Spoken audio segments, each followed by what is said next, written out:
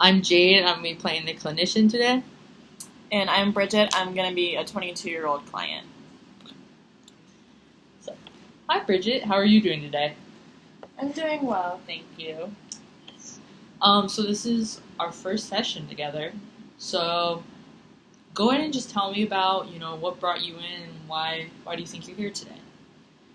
So I've never gotten therapy for my stuttering. I just always thought I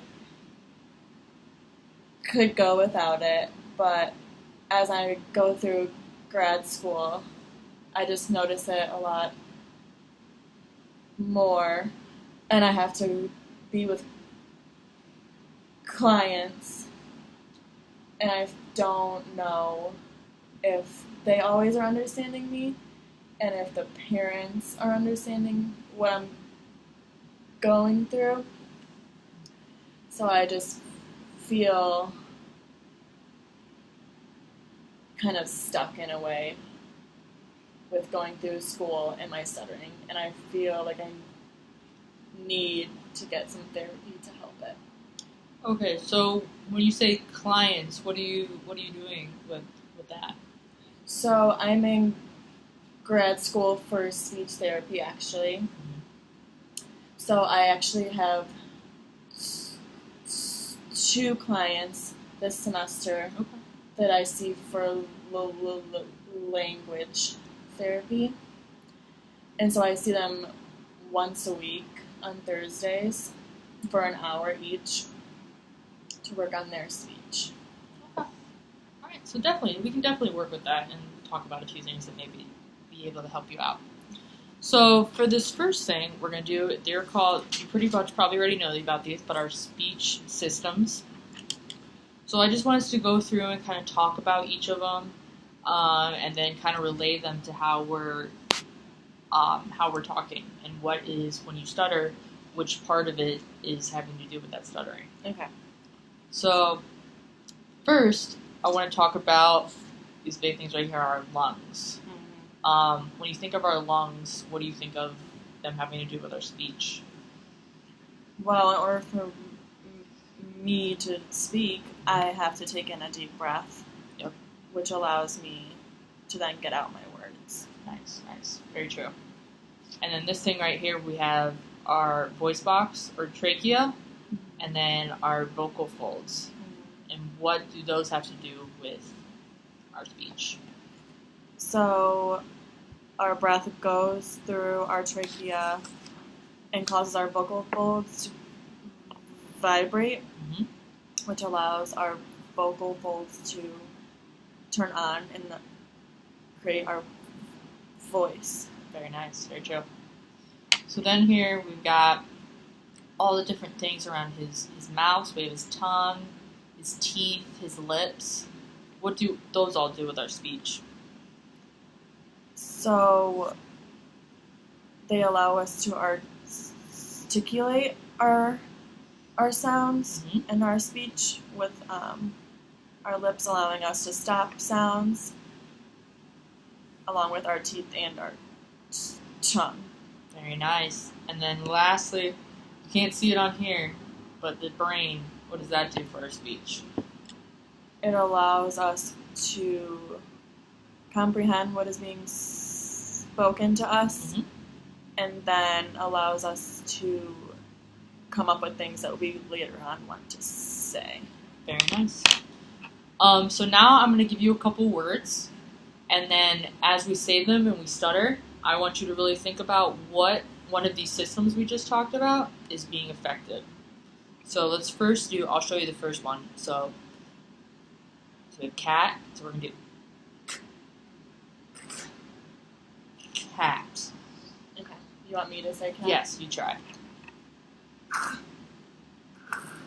Cat. I could feel that stopping in my throat. Your throat? So my voice box. Mm-hmm. Yep. And your vocal folds and all that air trying to go up, mm-hmm. it's being stopped with that one. So let's try pig. Pig. I could feel that stopping at my lips. Mm-hmm. Yep. Is it stopping you from letting that air out for that sound? Alright. What about hat? Hat. I could feel that, I think, in my lungs is where it was stopping. Yep, because you gotta get that breath going up for your sound. And then let's try the last one. Think. I have a hard time saying this word. Think. I could feel that it was stopping with my tongue and my teeth. Mm-hmm. You get stuck in between there. Yeah. Alright. Those are all really good. So now what we're going to do, we're going to bring over our mirror first. All we're going to do, I'm going to ask you some different questions. And all I want you to do is look in the mirror to notice what you're doing with your face, if there's particular words you're noticing you're stuttering on, and just your overall, those behaviors that you're noticing. So we'll try that first. So let's see. So tell me about a day at school. So I usually have 2 classes a day. Today I had my early childhood language class for 3 hours, and then I had my articulation class after that, and I always learned a lot of good stuff in there. And then after class, I went to babysit for a couple of hours. Tuesdays and Thursdays are always my longest days. I'm in class from 9:30 to 2:15. Very nice. So let's put this down for a second. And come over here to our iceberg. So, the top here is all of the stuff that you noticed here in the mirror that you were doing. So what are some different things that you noticed? So, what I've noticed over the past 22 years, and then when I notice in the mirror, I tuck my chin. Okay. So we got some When I stutter, okay. I also blink my eyes to get the word out. And my face feels really tense. Tense. Yeah. And then do you notice anywhere, are there particular sounds, parts of words that you stutter on mostly? Usually at the beginning of sounds. Okay. And I sometimes have blocks. How long do those usually last for you? 2 to 3 seconds. Okay.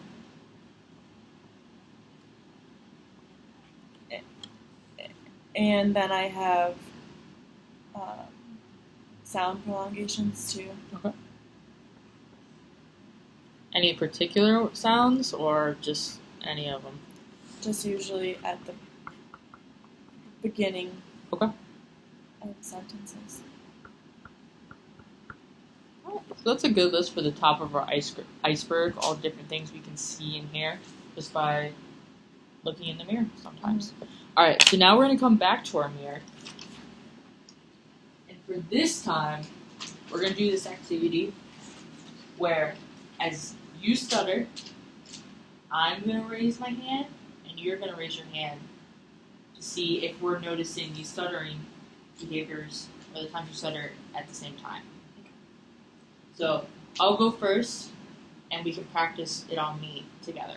Okay. Alright. So I will tell you about my weekend, and just raise your hand whenever you notice me stuttering or doing one of those behaviors. Okay. So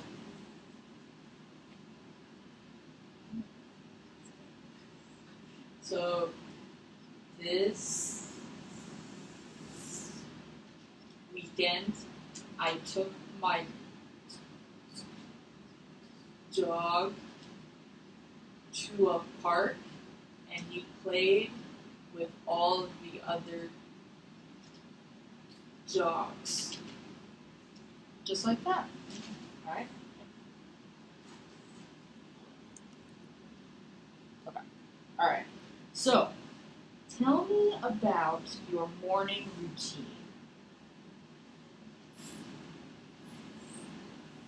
First, I get up around 8 o'clock. Then, I make myself breakfast. I usually have a bagel and cream cheese, and I also get Dunkin' Donuts iced coffee, and then I head to class. Very nice. I like how you raise it on all the times where you're stuttering, and even those times where you notice in the mirror those different secondary behaviors you're doing. Alright, so go ahead and tell me about your dinner last night. Last night, I had white chicken chili, which was one of my favorite dinners. I made it all by myself and had it cooking in the crock pot for 12 hours. I actually got the recipe from one of my supervisors at school. Very nice. That was awesome. That just helps us to notice when you're stuttering and to really be aware of it rather than letting it happen to you. Put this down. So, now we're going to come back to our iceberg here. And maybe if you can talk about just one time that your stuttering really made you upset, or any of those negative feelings that you kind of push down below things people see on the outside. So, in grad school, we have to give a lot of presentations in this semester. We have to give 3. Okay. So I found myself feeling very nervous before these presentations. Okay. And just praying I would get through it without crying. Okay. So I felt very anxious. When you say anxious, what does that consist of? What does that show? I get nauseous, and my heart races really fast. Okay. I usually sometimes just don't want to go to class and say I'm sick to get out of it. Okay. And then that's how, so you feel that way. Is there any way you feel towards maybe your classmates watching you give the presentation? I feel that they don't understand my stuttering, and they may just think I'm really nervous, and that's why it's happening. Mm-hmm.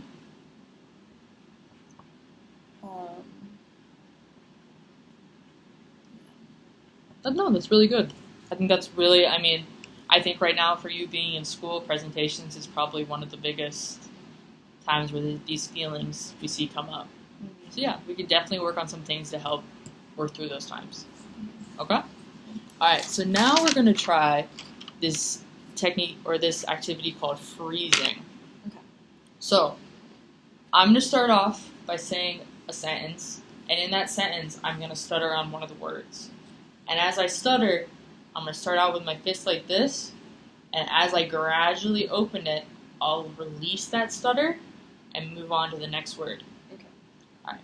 So, I have a cat at home. All right. You try that. Same sentence. I have a cat at home. Very nice. I like how you gradually let that stutter out and moved on to the next word. Okay. So now I'll say that sentence again, and this time you have the control over me. Okay. All right? I have a cat at home. Very nice. All right. So now I'm going to ask you a few questions, and then as you find yourself stuttering, I'll get in control of those stutters, and then we'll gradually let it go for you. Okay? All right. So go ahead and tell me what you did last weekend.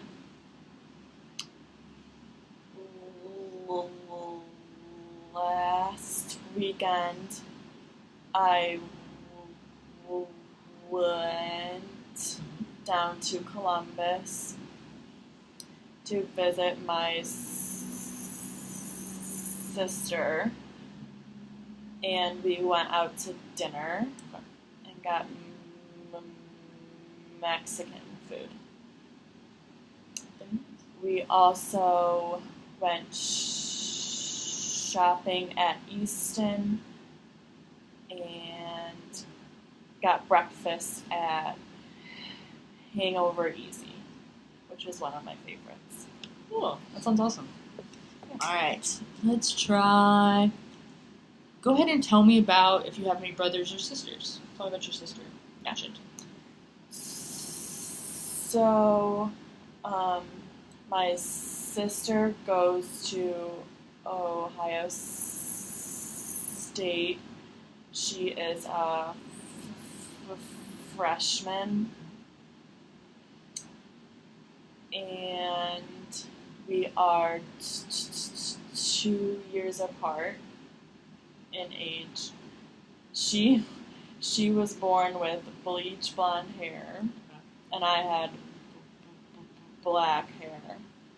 But somehow people think we are twins. Nice. I like how you're holding it out until I release my hand, and as I released it, you move straight on to that next word. It's really awesome. Alright, let's do... So, when you leave here today, what are you going to do when you get home? Grad school is very tiring, so I will probably go home and watch Netflix and go to bed early. Very nice. Yeah. I think that's totally fair. Alright, and then last one. So, what do you do in your free time? It's kind of like the last question. I like to go outside if it's nice. Okay. And I like to hang out with my friends and family. Sometimes I have time to go work out, even though it's not my first choice. I'd probably rather stay in bed. Understandable. Alright, Bridget. So we're just going to go over real quick the different things we talked about today, just to review. So we started out with our speech system. We have, our lungs, which is the breath to support those words we're going to say. It travels up through our voice box or trachea, through our vocal folds, which vibrate to make that noise, and then it comes out our mouth, which is then moved by our articulators, our lips, our tongue, and our teeth, and then controlling it all is that brain up there. And then we talked about our iceberg here, and we talked about how at the top of the iceberg, the things we can see are, you're doing your blocks around 2 to 3 seconds. You do some chin tucking, blinking, some sound prolongations at the beginning of words, and then your face gets really tense. And then one of the big areas, you're having trouble with now in grad school is giving presentations, which I totally think is fair. And just the unknown of your classmates not understanding, and that you feel really anxious during those times. But I think that's all stuff we can work on. Yep. Sounds good.